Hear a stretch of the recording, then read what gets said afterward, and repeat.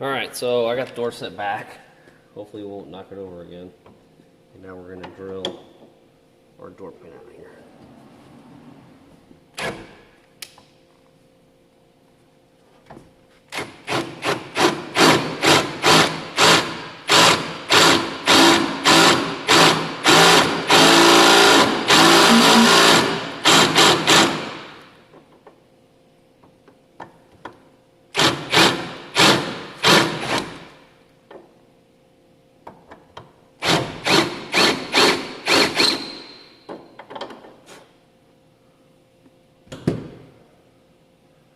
Let's show you what I got going on here.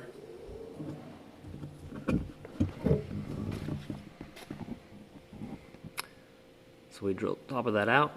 Now we just need to get a punch and punch it through.